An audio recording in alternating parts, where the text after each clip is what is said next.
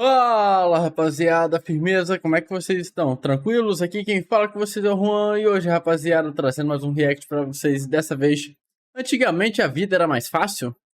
Do canal Estranha História. E lembrando, o link do vídeo original vai estar na descrição, então vão lá, deixa um like e se inscrevam no canal do Estranha História, que ele merece pelo excelente conteúdo que ele traz aí pra gente. Bom, eu já sou inscrito, o sininho já está ativado, vou deixar o meu like pra dar aquela fortalecida. Qualidade full como sempre. E antes de prosseguir, mandar um salve para aquela rapaziada nervosa. Um salve. Opa! Calma aí. Um salve pro Katsu Geek BR, pro Caos River, Alessandro Santos, Douglas Sevilho Júnior, a Guerra 145, João Daniel e pro Alex Coded. Membros aqui do canal, muito obrigado, meus queridos. Tamo junto. E antes de prosseguir, rapaziada, vou dar um. Mal comecei o vídeo, vou ter que dar um pause aqui rapidinho só pra me conferir um negócio. Não, tá certinho, galera. Vamos lá, perdão. Demorei um minutinho, mas pra vocês foi rapidinho. Eu só conferi um negócio aqui no OBS. Mas eu acho que tá tranquilo, né? Tá logo ali, ó. Tô vendo ali, acho que tá suave. Bom, vamos lá. Antigamente era mais fácil. A vida era mais fácil? Depende. Eu acho que algumas coisas melhoraram, outras não. Acho que, num geral, acho que melhorou, né, velho? Melhorou a educação, acho que tá melhor. Acho que melhorou a saúde, né, velho? As condições de vida, eu acho que melhoraram também. Então, assim, eu acho que, no geral, acho que a vida hoje é mais fácil do que era antigamente, na minha opinião, né, velho? A política tá uma desgraça. Mas, assim, eu acho que comparado antigamente, talvez seja melhor. Não sei também, né, velho? Enfim, vamos lá. Estranha história. Antigamente a vida era mais fácil? Peraí. Alguma vez você já teve a sensação de que a vida é muito mais complicada do que poderia ser? De que há matérias demais para aprender na escola, normas demais para seguir no trabalho, de que a gente depende cada vez mais de cada vez mais coisa? Carro, celular, internet e mais. Você já teve a sensação de que essa complexidade excessiva não só dificulta a nossa vida no dia a dia, mas também tira o nosso foco do que é realmente essencial? Então, por mais moderna que possa parecer essa discussão, ela não é de hoje. Quer dizer, a parte de carros e internet é, mas essa sensação de que a gente complica demais a vida é algo milenar. E milenar mesmo, eu não estou exagerando. Textos antigos, desde a mitologia grega até a Bíblia, já falavam sobre essa questão. Nesse vídeo, então, eu Caramba. quero mostrar para vocês alguns desses textos, contar algumas dessas histórias e refletir um pouco sobre essa questão do paradoxo do progresso. Quer dizer, por que mesmo depois de tantas invenções feitas para facilitar a nossa vida, ela ainda parece tão difícil, ou até mais difícil do que antigamente? E a gente pode começar essa conversa. Será que não é porque, assim, como antes não tinha tanta tecnologia, era muito mais complicado executar tarefas e você acaba focando em uma específica ou em uma ou outra especificamente. Hoje, como é muito mais prático executar certos tipos de tarefa, você acaba pegando várias tarefas para fazer. Será que não pega mais nesse sentido assim? Vamos ver, Difícil, sei lá. ou até mais difícil do que antigamente. E a gente pode começar essa conversa indo lá para a Grécia. Quando os gregos antigos pensavam sobre essa questão do excesso de civilização, digamos assim, a principal história que vinha à mente deles Muito era o quente, mito velho. de Prometeu, uma das histórias mais controversas da mitologia. Há várias versões antigas desse mito, mas em todas elas, Prometeu, que é um deus antigo ou um titã, aparece como responsável por ter roubado o fogo dos céus e entregado esse fogo à raça dos mortais. E esse evento, segundo os mitos, é o que está na raiz da complexidade da nossa condição humana, porque antes de receber o fogo, a nossa espécie era só mais uma entre tantas outras. A gente era um animal como qualquer outro, vivendo num estado de natureza. Mas depois do É. fogo, depois desse presente de Prometeu, as coisas mudaram completamente. Numa tragédia escrita 2500 anos atrás, o próprio Prometeu, que é personagem dessa tragédia, fala dessa transformação.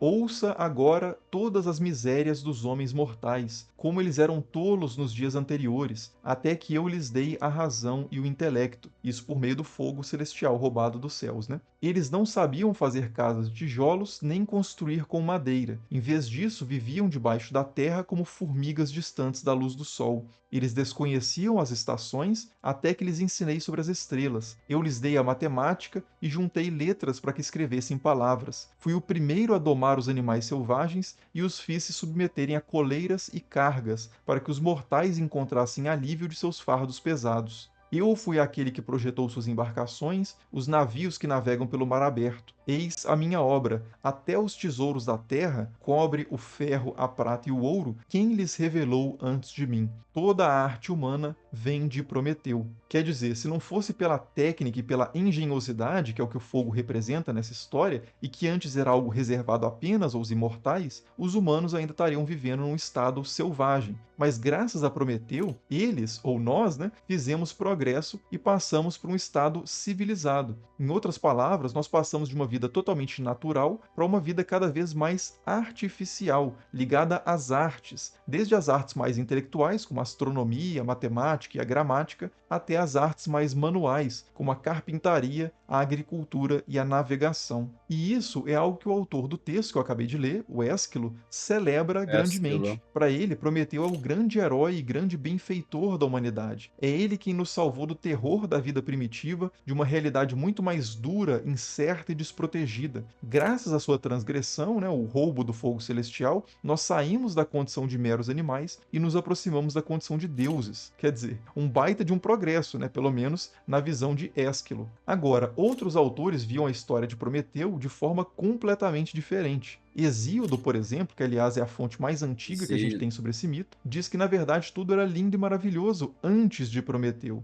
A terra era generosa e entregava espontaneamente os seus frutos. Um único dia de trabalho era suficiente para garantir um ano todo de fartura. Além disso, os deuses viviam entre os homens e não havia nenhum mal, nenhuma doença e nenhum sofrimento. Isso, pelo menos, até Prometeu entrar na história. Mas como exatamente ele vai causar esse Caralho, impacto velho. na nossa condição? O que aconteceu, segundo Hesíodo, foi que numa certa ocasião os mortais. Realmente é de se pensar, cara. Assim, acho que ao a gente evoluir, a gente trouxe algumas consequências também, né, velho?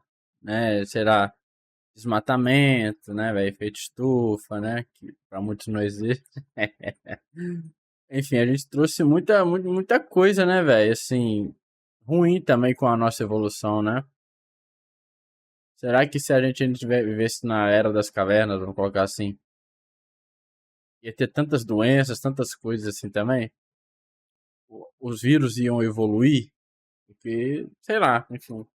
Interessante, interessante. Bom Na pensamento. nossa condição. O que aconteceu, segundo Hesíodo, foi que numa certa ocasião os mortais e os imortais estavam para realizar um banquete. Um boi seria sacrificado e dividido entre eles. E foi Prometeu que se prontificou para dividir as partes do boi em duas porções, uma para os mortais, outra para os deuses. Só que Prometeu, que era o mais astuto dos titãs, colocou as melhores partes todas de um lado só e as piores partes todas do outro. Só que a pilha melhor, cheia de carne, ele cobriu com o estômago do boi, que não é nada atraente aos olhos, e a pilha pior, cheia de ossos, ele cobriu com uma camada de gordura brilhante, muito mais atrativa. Zeus, então, representando os deuses, escolheu a segunda pilha e deixou os mortais com a primeira. Só que na hora que ele pegou a pilha dele, que estava cheia de ossos, ele viu que tinha sido enganado pelo Prometeu, e aí, para prejudicar os mortais que Prometeu tinha favorecido, ele passou a negar o fogo que antes ele mesmo, Zeus, dava aos mortais. Aqui, provavelmente, a ideia é de que até então os humanos só recebiam o fogo que vinha por meio dos raios, né, de Zeus. O fogo que ocorria ali por um incêndio natural e não pelo domínio da técnica do fogo. Só que essa história, Ah, obviamente, não acaba aí. Prometeu, para contornar essa limitação imposta por Zeus sobre os mortais, subiu até o céu, roubou o fogo celestial e o entregou diretamente na mão dos homens. E aí, vendo isso, Zeus perdeu completamente a paciência e decidiu punir não só o Titã, que tinha enganado ele, mas também os mortais que agora eram senhores do fogo. E quais que foram as punições então lançadas por Zeus? Então, Prometeu foi acorrentado num penhasco e todo dia Zeus mandava uma águia comer o fígado dele. Só que o fígado regenerava à noite e no dia seguinte a águia voltava e comia o fígado dele de novo. E assim eram todos os dias e seria para sempre se não fosse pelo fato de Hércules, né, em outra história, matar a águia e libertar o Titã. Já os mortais foram punidos de forma diferente. Como eles tinham sido favorecidos por um presente roubado de Zeus por Prometeu, Zeus decidiu dar outro presente para os mortais, dessa vez ele mesmo de livre e espontânea vontade, só que era um verdadeiro presente de grego, pelo menos na interpretação do Hesíodo. E qual que foi esse presente? Zeus mandou Hefesto, o deus artesão, moldar uma figura de barro conforme a imagem das deusas, né? A semelhança das feições das deusas, e dar vida a essa imagem. Depois, a deusa Atena ensinou essa figura a tecer, Afrodite ensinou a ela a arte da sedução, Hermes ensinou a ela a mentira e a conduta dissimulada, e por aí vai. Todos os deuses deram algum presente dessa natureza para ela, e por isso essa figura foi chamada de Pandora, aquela que recebeu presentes, Dora, de todos, Pan. E assim foi criada, segundo Hesíodo, a primeira mulher. E sim, eu estava falando de humanidade até então, mas eram só homens mesmo, masculinos. E bom, na visão Caraca, nem velho. um pouco feminista de Hesíodo, né, é bom que se diga, isso já É, seria uma punição suficiente, a existência da mulher, que ele chama inclusive de Kalon Kakon, o belo mal. Mas longa na com. versão que ele conta do mito de Prometeu e Pandora, a criação da mulher vai levar a um evento ainda pior, que é quando ela, Pandora, acaba abrindo um jarro misterioso, ou uma caixa, segundo uma tradição renascentista, que acabou ficando muito mais popular nessa tradução, caixa, de onde saíram todos os males do mundo. As doenças, a dor, a necessidade do trabalho duro para garantir o próprio sustento. Ou seja, Hesíodo, ao contrário de Ésquilo, sugere que todas as misérias dos homens mortais vieram depois, e não antes da gente dominar o fogo. Vieram depois da gente passar a condição de homens civilizados, e não o contrário. Antes dos favores de Prometeu, Interessante, a velho. vida era um paraíso. Depois é que foi só sangue e suor.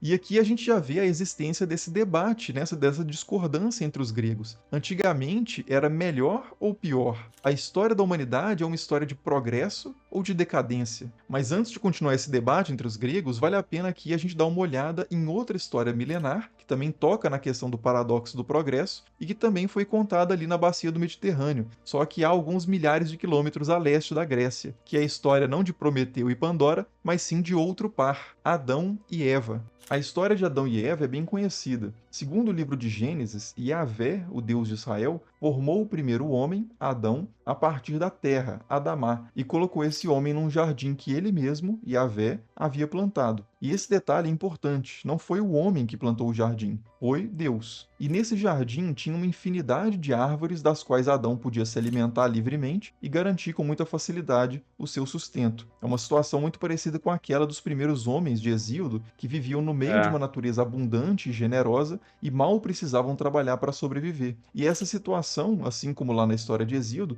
também não durou para sempre. Na história do Gênesis, em determinado momento, entra uma nova personagem na história, criada depois do primeiro homem, que é a primeira mulher, Eva. E ela acaba sendo tentada pela serpente, o mais astuto dos animais, a comer da única árvore proibida do jardim, a árvore do conhecimento do bem e do mal. O nome dessa árvore, árvore do conhecimento do bem e do mal, pode ser interpretado de várias formas. Alguns entendem que esse conhecimento do bem e do mal, ou do que é bom e do que é ruim, simboliza a autonomia moral. Quer dizer, ao comer do fruto dessa árvore, contra o mandamento de Yahvé, os humanos estariam assumindo a prerrogativa de decidir por eles mesmos o que é certo e o que é errado, o que tem valor e o que não tem, em vez de seguir os parâmetros estabelecidos por Deus. Mas essa expressão do bem e do mal também pode ser lida como um merismo, que é uma figura de linguagem muito comum no hebraico e em outras línguas antigas também, usada para se referir a um conjunto de coisas a partir de dois extremos. Por exemplo, céus e terra não significa só os céus e a terra, significa tudo também que está entre eles, é a totalidade. A expressão o alfa e o ômega também é um caso desse tipo, que não se refere especificamente apenas à primeira e à última letra do alfabeto grego, né? O alfa, primeira letra, e o ômega, a última letra.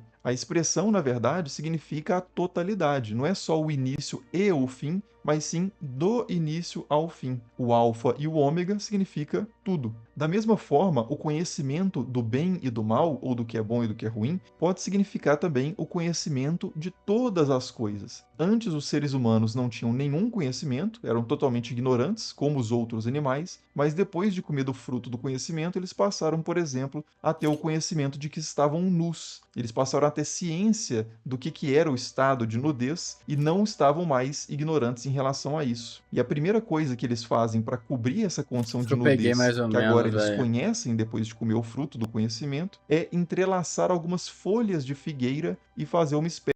Entendi mais ou menos, velho. Eu tô pegando a ideia aqui. Cara, aqui nesse momento eu tô prestando bastante atenção que ele tá se pegando de um conceito histórico que eu desconheço, tá ligado? Assim, obviamente o Gênesis aqui eu conheço, mas aquela história do Prometeu ali, eu já ouvi falar, assim, de relance, eu acho que eu conheço, mas eu só não tô lembrando, tá ligado?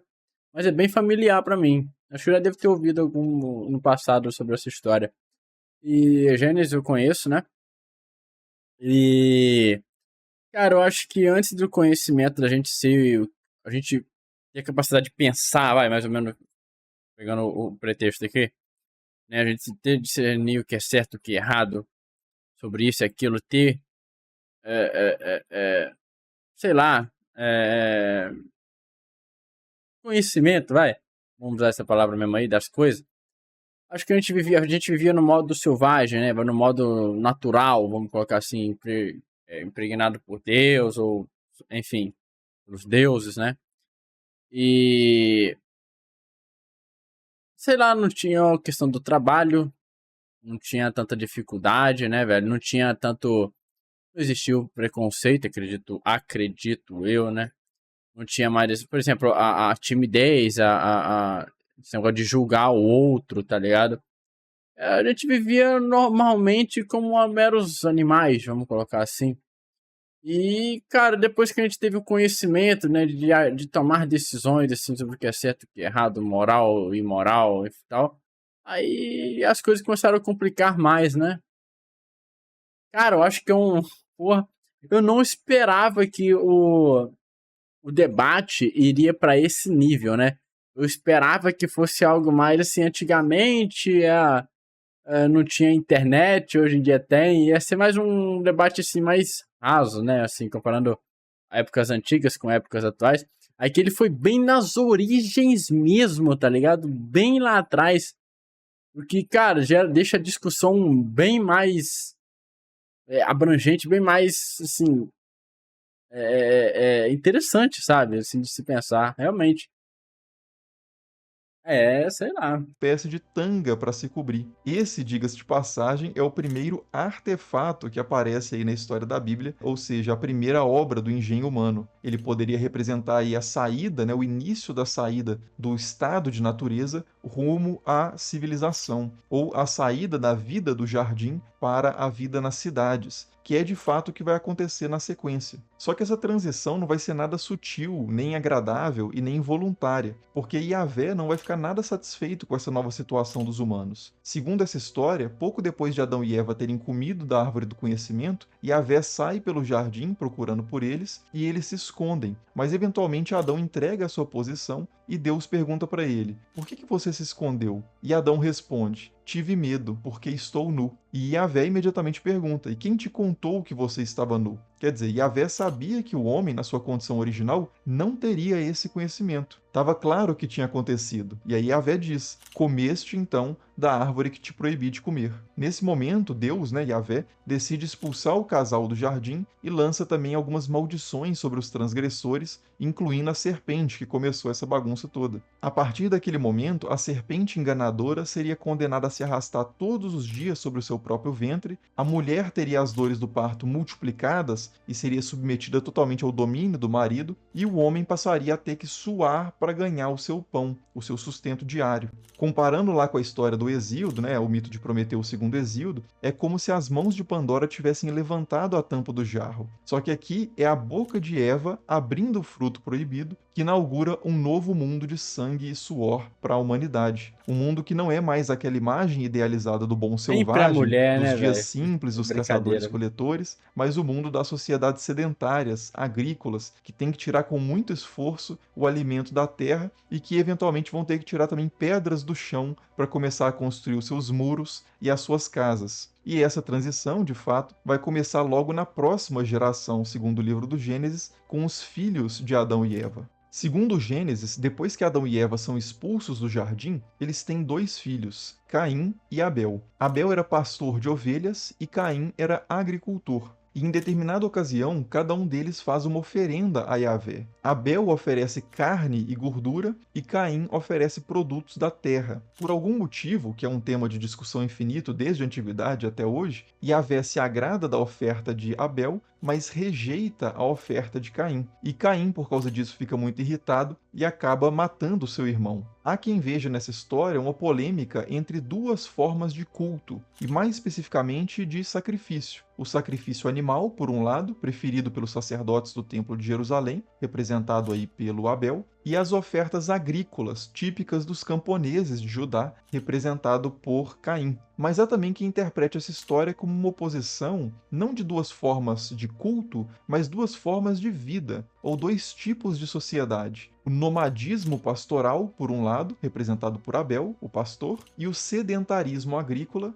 precursor do que seria a vida urbana mais para frente, representado por Caim. Seja como for, o fato é que o texto diz na sequência que Caim, o primeiro assassino da história, vai se tornar justamente um construtor de cidade e vai ter como um dos seus descendentes Tubal-Caim, o pai de todos os laminadores de cobre e ferro, ou seja, o pai dos metalúrgicos, dos senhores do fogo. E a partir daí, a situação da humanidade só vai piorar. Quando os homens começaram a ser numerosos sobre a face da terra, diz o texto, os filhos de Deus viram que as filhas dos homens eram belas e as tomaram como mulheres. Mais uma vez, há várias interpretações possíveis aqui, mas uma das leituras mais antigas e difundidas é a de que esses filhos de Deus, os Bene Ha-Elohim, são seres celestiais, que não só vão cruzar com mortais, com as mulheres, com as filhas dos homens, mas também vão passar para elas uma série de conhecimentos e técnicas, no melhor estilo de Prometeu. O livro de Enoque, por exemplo, que é um texto judaico ali do século III, mais ou menos antes de Cristo, vai expandir da seguinte forma essa passagem do Gênesis. Segundo o livro de Enoque, os filhos de Deus tomaram para si esposas de todas as que escolheram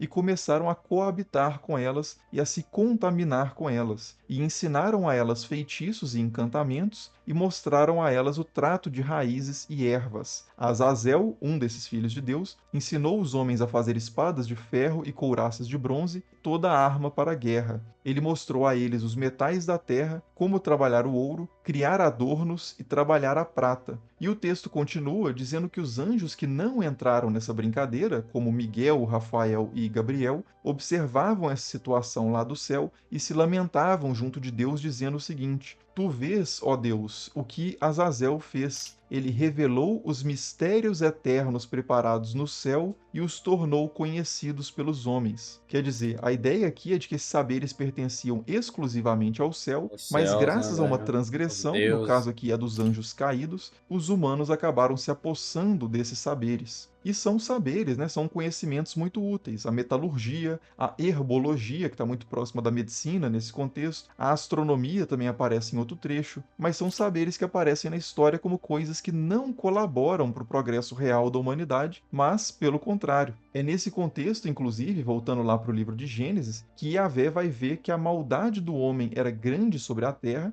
e vai dizer: Farei desaparecer da superfície do solo os homens que criei, porque me arrependo de os ter feito. E é aí que vem a história do dilúvio, que vai varrer a humanidade da Terra, com a exceção de um homem e da sua família, que é a família de Noé. Curiosamente, inclusive, nos textos greco-romanos, Zeus também vai lançar um dilúvio contra a raça humana e só um homem e uma mulher vão sobreviver, que é Decalião e Pirra. E isso com a ajuda também de uma embarcação, mas a gente vai deixar isso para outro vídeo, para não perder o foco aqui. Caraca, eu não Mas sabia disso continuando, não. depois do dilúvio, Noé e a sua família têm Briseus vários ali. filhos e repovoam a terra. Mas esse reset, que Deus faz na humanidade não dá muito certo, aparentemente, porque rapidinho, no capítulo seguinte, as pessoas já estão brincando com fogo de novo. O texto diz que alguns homens começaram a migrar para o leste, mais especificamente para o sudeste da Mesopotâmia, e lá começaram a dizer uns aos outros: Vinde, façamos tijolos e cozamo-los ao fogo, construamos uma cidade e uma torre cujo ápice penetre os céus. E Yahvé, ouvindo isso, desce imediatamente do céu para ver a cidade e conclui: realmente, isso é só o começo de suas iniciativas, agora nenhum desígnio será irrealizável para eles. E então, para impedir esse novo atrevimento prometeico, baseado baseado no engenho humano, nas capacidades de construção, na arte, nas ciências, etc.,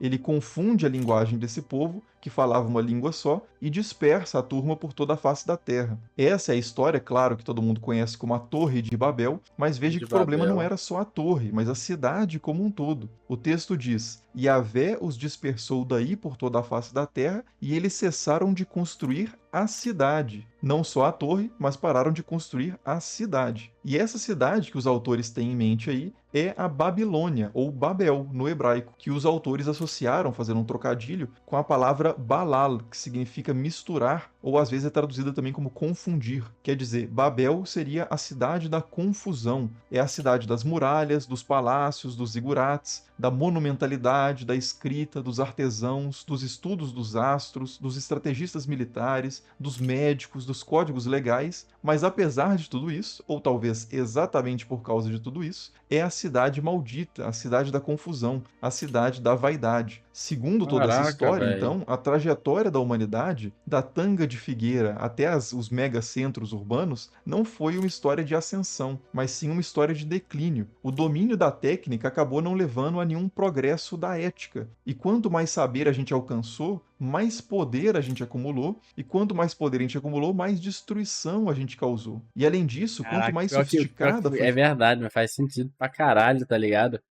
Porra. ficando a vida, mais ela foi ficando também fútil e distraída. E nesse ponto a gente já pode voltar lá para a Grécia e dar continuidade àquela discussão sobre o paradoxo do progresso e o mito de Prometeu, agora contado por outros dois filósofos, que são Platão e Diógenes, o cínico. Num diálogo chamado Protágoras, do século IV a.C., Platão conta a seguinte história sobre Prometeu e o roubo do fogo. No princípio existiam só os deuses, mas eventualmente chegou o momento de criar as criaturas mortais. E quando esse momento chegou, os deuses misturaram fogo à terra e começaram a formar as primeiras espécies de criaturas. Dois titãs, Prometeu e o seu irmão Epimeteu, ficaram responsáveis por dar a cada uma dessas criaturas as suas qualidades próprias. Epimeteu, que estava mais entusiasmado com a tarefa, pediu para o irmão para ele mesmo fazer essa parte sozinho, e Prometeu ficaria responsável só pela revisão da tarefa. E a partir daí, então, Epimeteu começou a distribuir as qualidades das várias É, criaturas mas mortais. aqui é pegando também, agora que eu parei pra me tocar, é pegando mais também do viés de crença, né, velho? Não pega muito o viés da evolução da espécie, né? Assim, a gente veio. Enfim, como é que fala? Evolucionismo? Eu esqueci o nome que fala agora. E a gente desde sempre a gente teve que caçar nosso próprio alimento, né, velho? Não era de mão beijada também. A gente teve que se virar também pra se manter vivo. Ele mesmo fazer essa parte sozinho, e Prometeu Tem um ficaria outro porém responsável só também pela aí. revisão da tarefa. E a partir daí, então, Epimeteu começou a distribuir as qualidades das várias criaturas mortais. A alguns ele deu armas, como garras e presas, a outros ele deu a velocidade para escapar daqueles que ele havia armado. Porém, pega também o fato de que quanto mais a gente evoluiu também, aí vem o que eu tinha falado lá no início, mais dificuldade a gente vem enfrentando também em outras questões, né, velho? Que nem eu falei, desmatamento, né, velho? Esse tipo de coisa. O que faz com que a gente tenha que focar na agricultura, focar em outras coisas para que não se degrade tão rapidamente também, né, velho? O nosso sustento, né? Enfim, o ar tá pior do que antigamente, acredito eu. Enfim, vem outras questões também com a nossa própria evolução. O que era para se tornar mais fácil, se torna mais fácil porque a gente tá tendo mais trabalho para tornar mais fácil, tá ligado? E o que também coloca em risco, porque se a gente parar, com tanto desmatamento que tem, vai complicar a vida também, tá ligado? Então a gente meio que nós somos reféns de nós mesmos, tá ligado? É mais ou menos por aí. Armas, como garras e presas, a outros ele deu a velocidade para escapar daqueles que ele Interessante esse havia vídeo aqui, armado, velho. aos Ah, muito menores ele maneiro. deu Muito bom asas ou a mesmo. habilidade de cavar refúgios subterrâneos para fugir dos maiores, aos que iam viver nos lugares mais frios ele cobriu com mais pelos, e Olha aos aí, ó. mais vulneráveis ele deu mais fertilidade para garantir a conservação da espécie. tudo sempre respeitando esse critério de compensação. O problema é que na hora que chegou a nossa vez, a vez dos humanos receberem qualidades, já não tinha sobrado mais nada. Como diz o texto, o homem se encontrava nu, sem calçados, nem coberturas, nem armas. E se nada fosse feito, ele não duraria nada entre as outras criaturas. E é aí que vai entrar Prometeu. Para impedir que a nossa espécie fosse extinta, Prometeu subiu até a morada dos deuses e roubou deles a sabedoria das artes juntamente com o fogo, e o deu aos homens. E a partir daí, segundo o texto, não demorou e os homens começaram a coordenar os sons e as palavras, a engenhar casas, vestes, calçados e leitos e a procurar na terra os alimentos. Ou seja, por meio da arte, do artificial, a gente começou a fazer tudo o que faltava para a nossa sobrevivência, compensando dessa forma aquela fragilidade física inicial. E até aqui, essa versão do mito de Prometeu parece bastante com aquela versão lá do Ésquilo, que tem Prometeu como um salvador e um herói. Mas na versão de Platão, a coisa é um pouco mais complicada, porque o progresso técnico que vem do fogo divino não só não resolve totalmente o nosso problema, como também acaba criando novas complicações. Isso porque, mesmo depois de receber o fogo, os humanos continuaram dispersos e desorganizados, e dessa forma eles não conseguiam produzir nada realmente significativo capaz de proteger a nossa espécie na luta contra os outros animais. Para aproveitar realmente ao máximo esse dom da técnica, os humanos teriam que se juntar e criar uma sociedade organizada. E foi exatamente isso, eventualmente, que eles fizeram, fundando as primeiras cidades. Agora, como eu disse, essa solução vai acabar se tornando um problema. Mas por quê? A questão é que, segundo essa história, a criação de cidades e de sociedades complexas funcionou muito bem para nos salvar das ameaças externas, mas acabou gerando uma nova ameaça, a ameaça interna, a ameaça social, aquela que É. ficou do lado de dentro dos muros. Nós mesmos, os próprios humanos. A partir daí, os nossos inimigos não seriam mais o leão, o urso, a serpente, mas sim o vizinho, o chefe, o ladrão. Isso porque, segundo o diálogo de Platão, Prometeu deu várias artes para nós, mas ficou faltando uma arte fundamental, que é uma arte que só Zeus poderia dar, que é a arte da política, a arte de viver em comunidade. E tem ainda outro problema nessa questão do progresso técnico, que é algo que outro filósofo vai comentar, que é um filósofo contemporâneo de Platão chamado Diógenes o Cínico, ou Diógenes o Cão. Diógenes originalmente era da cidade de Sinope, uma colônia grega na Ásia Menor, mas ele acabou sendo expulso de lá e foi parar em Atenas, de onde ele também acabou sendo expulso e foi parar em Corinto. Isso depois de ter sido capturado por piratas e passar por uma série de outros apertos, que depois até vale a pena a gente fazer um vídeo especificamente sobre Diógenes. Mas voltando, Corinto era uma das cidades mais ricas e sofisticadas da Grécia. Já Diógenes era um dos filósofos mais pobres e incivilizados, por assim dizer,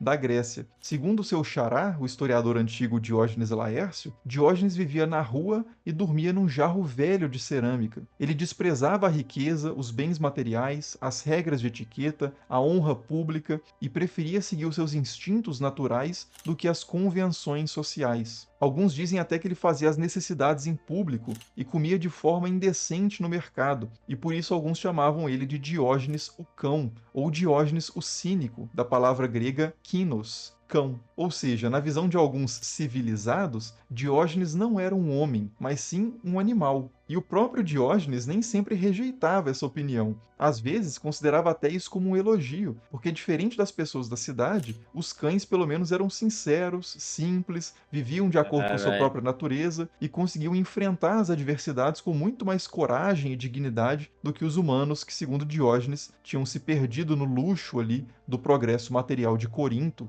e da civilização grega, ou talvez até da civilização E humana, aí vem de o uma forma geral. poder, né, E é velho? Vem exatamente a toda essa partir dessa desgraça que a gente vê hoje em filosofia que dia. Diógenes vai comentar o mito de Prometeu. Segundo ele, depois de receber o fogo de Prometeu, os homens primeiro se reuniram em cidades para que não sofressem males de fora, mas então eles se voltaram e cometeram Simpatia. toda sorte de males uns contra os outros e cometeram as ações mais atrozes, como se esse tivesse Guerras, né, sido o velho? propósito da sua Querer se união. matar E o até outro. aqui, nada que Platão ainda não tivesse dito. Mas Diógenes vai mais longe. Para ele, essa humanidade prometeica, essa humanidade após o fogo de Prometeu, após a técnica, a razão, a engenhosidade, essa humanidade não só era mais violenta do que a anterior, mas paradoxalmente ela era mais fraca também, mais mole. Segundo ele, a descoberta e a concessão do fogo foi a origem e o ponto de partida da debilidade e da futilidade entre os homens, pois Zeus certamente Isso é verdade. Olha só pra mim, ó.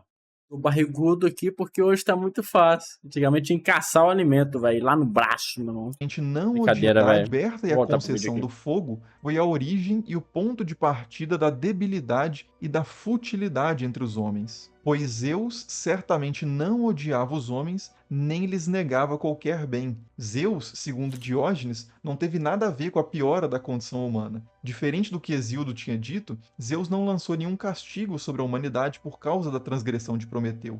Foram os próprios humanos, aceitando o presente roubado do céu, que condenaram a si mesmos. Diógenes diz o seguinte: a astúcia do homem em ter descoberto e concebido tantas invenções tem sido de pequeno benefício para a vida nos tempos subsequentes, pois os homens não usam a inteligência para promover a virtude e a justiça, mas sim para buscar o prazer. E É, assim, velho. pelo fato mesmo de Verdade. buscarem isso acima de tudo, o prazer, sua vida se torna cada vez menos prazerosa e mais cansativa. E enquanto imaginam que estão agindo com previdência em relação a seus próprios interesses, perecem miseravelmente por causa desse excesso de preocupação e de previdência. Assim, com toda justiça, disse que a previdência foi amarrada à rocha e seu fígado é atacado pela águia. E aqui há um jogo de palavras, né? O nome Prometeu literalmente significa aquele que vê antes, ou seja, aquele que pensa antes, que tem previdência, que pré-medita. Na visão de Platão, que é um filósofo que Diógenes detestava, diga-se de passagem, isso é interpretado positivamente. O irmão de Prometeu, Epimeteu, é o que sai distribuindo as características das criaturas sem ter feito o planejamento completo e acaba deixando os humanos sem nada. Ele age primeiro e depois pensa.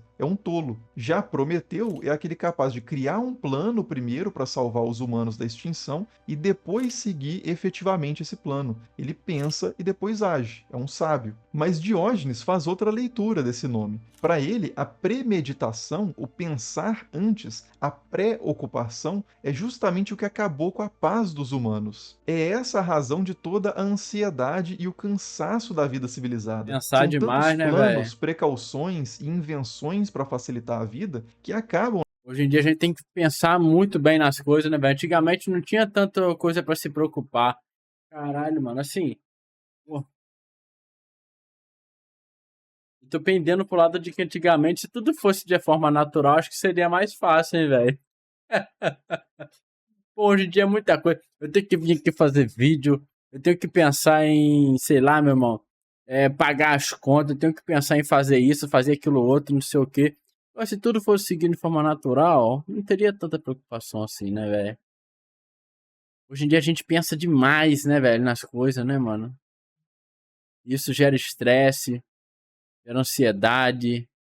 Porra, caralho, faz sentido, faz muito sentido, mas esse vídeo aqui tá muito foda, São velho. tantos planos, precauções e invenções para facilitar a vida que acabam, na verdade, no final das contas, dificultando. Pode até ser que, num primeiro momento, uma grande invenção pareça aliviar o nosso fardo, ou de fato alivie. Algo que era difícil fica fácil, mas depois que a gente se acostuma com a nova situação, isso passa a ser o normal. Aquela sensação de alívio passa e a nossa atenção se volta novamente para todos os infinitos problemas que ainda restam. E pior ainda, depois que a gente se acostuma com uma nova facilidade, a tendência é passar a depender dessa facilidade. E se essa facilidade nos é tirada, parece que é impossível viver sem ela, como se a gente não tivesse vivido sem ela antes. É um sofrimento terrível, muito maior do que quando essa facilidade simplesmente não existia. Como dizem por aí, paladar não retrocede. Ou, como escreveu o poeta William Blake, para falar de forma um pouco mais sofisticada, menos que tudo não satisfará o homem. E essa filosofia a gente encontra também muito presente na Bíblia, particularmente, né, especialmente no livro de Eclesiastes, que vai dizer, por exemplo, que o olho não se sacia de ver,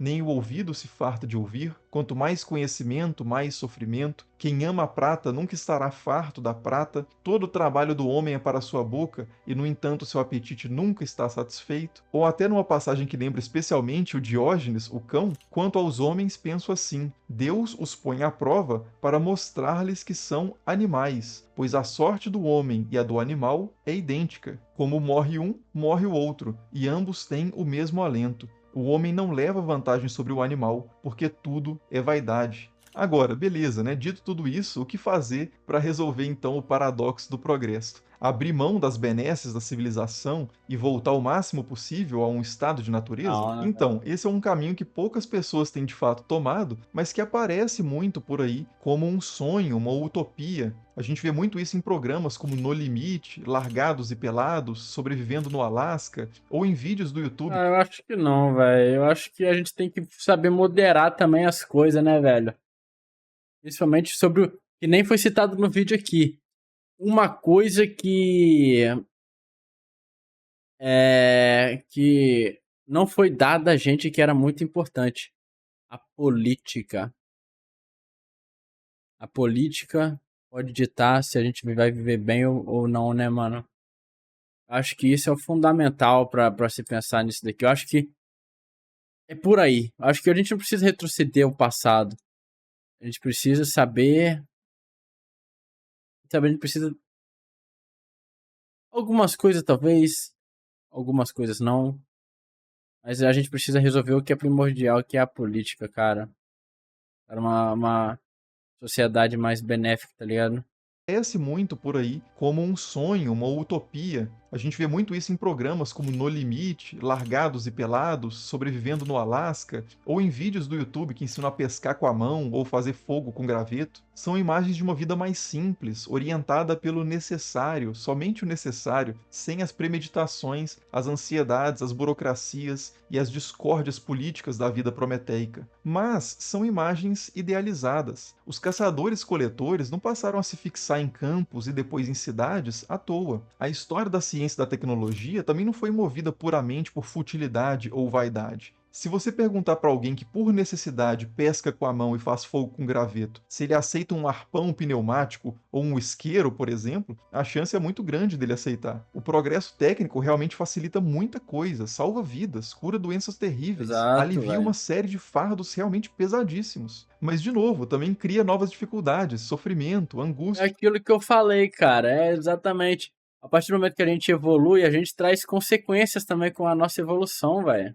É Foda. realmente um paradoxo. O paradoxo do progresso, ele É, não é um problema difícil de resolver. Ele é efetivamente paradoxal, é sem solução, pelo menos me parece assim, porque nós somos paradoxais. é A verdade. condição humana é paradoxal. Como escreveu um Papo historiador reto. chamado Conrad Hayers, ciscos luminosos que somos, deleitamo-nos tanto na criatividade como na simplicidade, na novidade e na repetição, na conquista e na harmonia, na aspiração e na nostalgia, na excitação e na tranquilidade, no novo e no velho. A vida primitiva não satisfaz, a vida civilizada não satisfaz. Todas as versões do mito de Prometeu são verdadeiras, são contraditórias e são verdadeiras. E são verdadeiras porque são contraditórias, porque a nossa condição humana é contraditória. Como diz lá o Eclesiastes, não digas por que os tempos passados eram melhores do que os de agora. Não é a sabedoria que te faz levantar essa questão. A situação agora é a que está aí, a maldição já foi lançada. Com o suor de teu rosto comerá o teu pão, já disse Deus. Em lugar do fogo eu darei um mal, já disse Zeus. Mas ainda assim, em todo trabalho há proveito, diz o livro de Provérbios. E o trabalho não é desonra alguma, diz Hesíodo. Parece que esses textos antigos, ao mesmo tempo em que reconhecem a imperfeição da condição humana, que é considerada até como uma maldição, eles aceitam essa imperfeição. Há um certo chamado, a gente poderia dizer, para bendizer a nossa maldição, para assumir o paradoxo da condição humana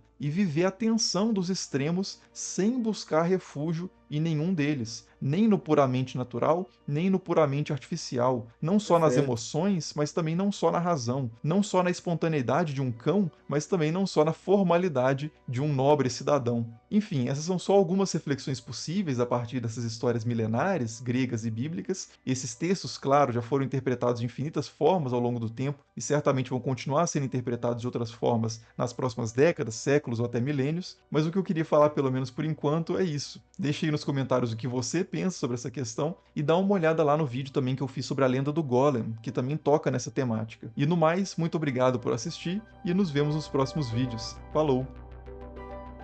Videozão brabo, velho. Muito bom, hein? Pô, eu acho que é mais ou menos por aí. A gente tem que aceitar onde a gente tá hoje em dia, mas também, né? É política, cara. Eu vou cismar que o vídeo foi perfeito ele sobre A dádiva que a gente não adquiriu é a política, velho. É aí que tá o grande problema, velho. É aí que é onde o perigo morre. O perigo reina. Enfim, rapaziada. Bom vídeo do Estranha História, tá? Sensacional. Eu não achei que seria um vídeo tão profundo como eu achei que seria, tá? Quer dizer, eu não achei que seria um vídeo tão profundo, pra falar a verdade, né? Pra mim ia ser um vídeo bem mais simples, né, velho? Sobre época antiga e atual, assim. Mas não exatamente pegando essas filosofias aí, né, velho? Lá dos primórdios, né, velho? Contos antigos. Pô, muito da hora, velho. Sensacional. Foi um bom vídeo, um bom aprendizado. Eu acho que realmente, velho. Pior que eu tô parando pra pensar aqui sobre o que eu falei, seguir um meio termo. Acho que não tem meio termo aí, né, velho? Acho que a gente tem que continuar onde a gente tá, aceitar a nossa imperfeição, que nem ele falou aqui no final, né? Eu tava pensando aqui o que seria um meio termo, né, velho? Aceitar algumas mudanças no progresso e, porém, continuar como a gente fazia antes, né, velho? Talvez no fato de que. Não sei. Na verdade, eu não sei, mano, pra ser bem sincero. Acho que o negócio é aceitar mesmo o progresso aí, né, velho? Buscar evoluir mais e mais, porém, é o bem dizer da maldição, né? E. Sei lá, mano, agora minha cabeça fritou, desculpa, minha cabeça morreu. Enfim, teria que pensar um pouco mais aqui pra poder conversar. Eu tava com a ideia toda na minha mente aqui, mas morreu a ideia. Enfim, me perdi. Rapaziada, link do vídeo original vai estar na descrição. Vão lá, deixam um like e se inscrevam no canal do Estranha História. Ele merece pelo excelente conteúdo que ele trouxe pra gente. No mais é isso, eu vou ficando por aqui. Comentem aí o que vocês acharam, qual é a ideia de vocês. Um abraço, tamo junto, nos vemos na próxima. E eu fui.